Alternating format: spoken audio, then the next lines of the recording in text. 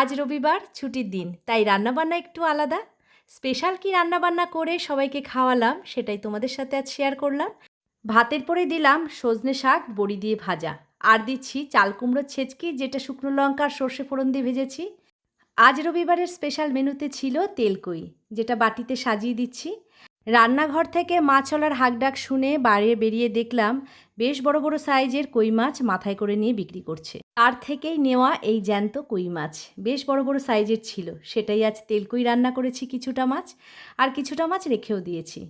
তেলকই রান্না করেছিলাম বেশ তরিজুত করে। রবিবারের দিন এইরকম মাছ রান্না থাকলে মাংসের আর প্রয়োজন হয় না।